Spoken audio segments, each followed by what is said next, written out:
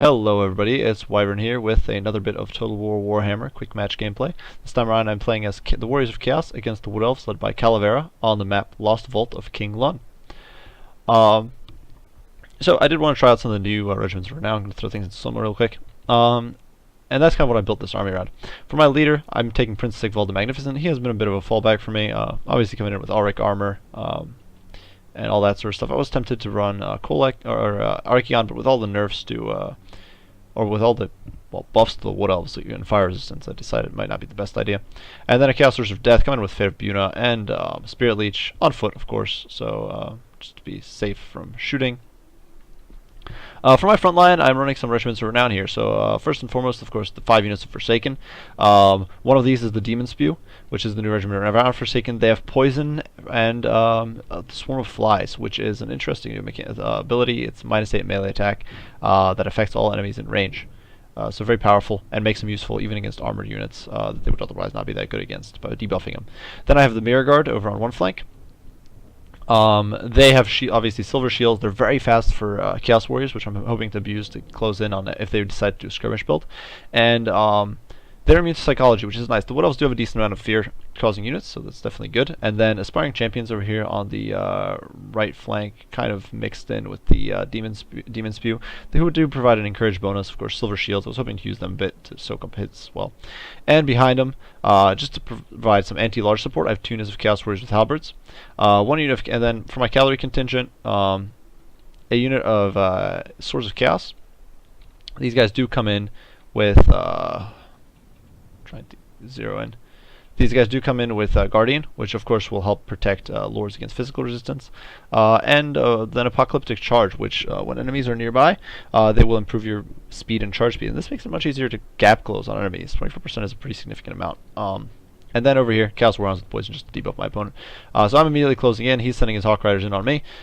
His leader over here is Orion, with obviously armor piercing, causes terror, has frenzy. Cloak of Isha has been buffed, so he now regenerates HP when below 20%. So it makes him a very strong combatant. There's the Branch Wraith over here, of course, coming with Earthblood and with a Withering, just to debuff, and of course, Call of the Woods. Interesting enough, no Spoken Mirrors, which I tend to rely on. Wild Hunters of Kurnus, once again giving him that Guardian and just a high veterancy Wild Riders unit. They cause fear and all that sort of stuff. Good, so very strong unit.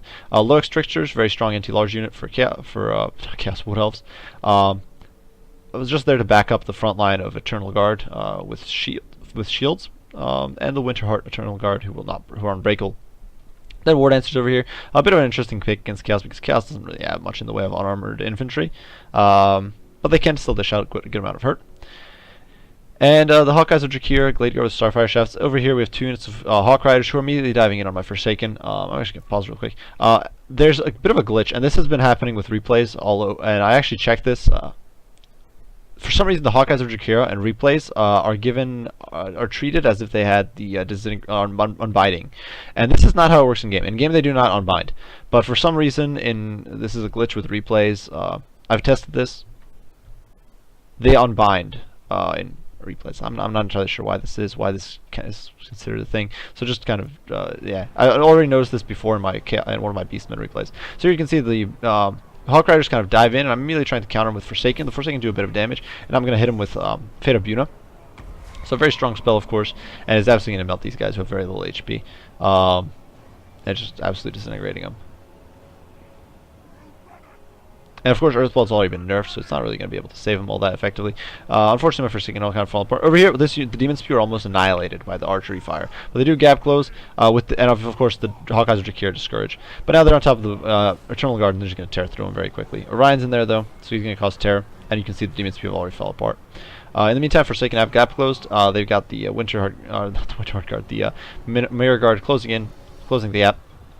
Over here, I throw Sigvald and my Chaos Sorcerer of Death in against Orion. I pop Spirit Leech on Orion, just trying to melt him down. My opponent throws the Wild Hunters of Kurnus into the fray to counteract me.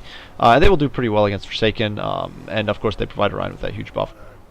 In the meantime, rather than using my Knights or my Chaos Knights support unit, initially I was going to flank with them, but then I decided, seeing the Loix Tricksters, I decided the better of it and go after the Wild Hunters of Kurnus, and just try to melt through them to get at Orion, kind of dish him out some damage. Forsaken over here slugging out with the low Strictures. The Forsaken are probably going to lose this because they no longer have Frenzy up. But with the Warhounds, they might be have just enough oomph to push through there. Hawk Riders over here pushing around. There's a debuff with the Withering hitting all my units, but it should be okay because my Halberdiers are now pushing into the fray, and the Halberdiers were kind of my last reserve unit.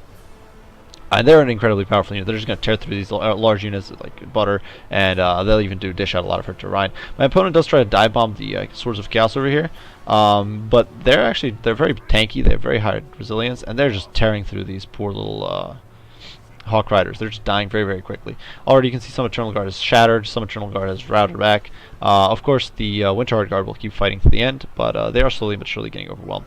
Branch Wraith over here is pursuing the Aspiring Champions, which is a bit of an interesting choice since and Aspiring Champions are a bit of a lackluster unit as far as actual combat stats go. They're very cheap units. I think it's a bit of a waste on my opponent's part.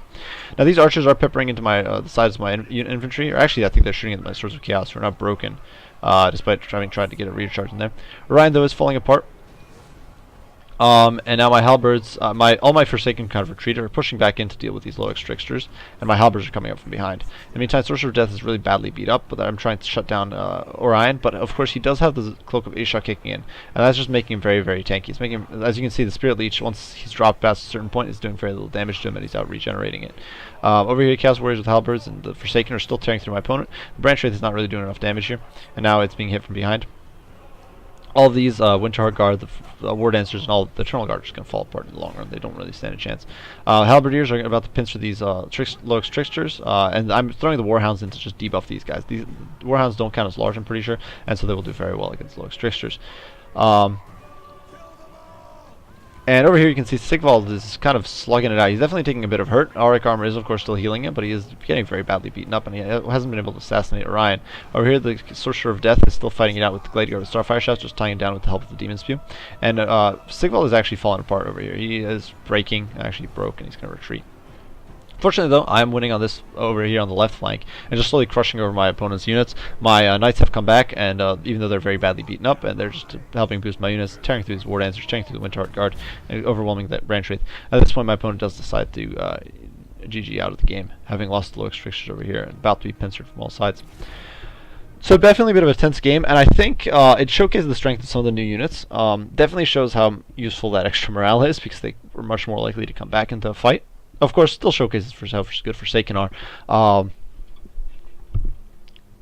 I definitely think it showed how strong Orion is. As you saw, he tanked through a lot. That Spirit Leech, once he dropped below that 20% threshold, it just wasn't whittling him down anymore. It was doing very little, and he was easily healing through it.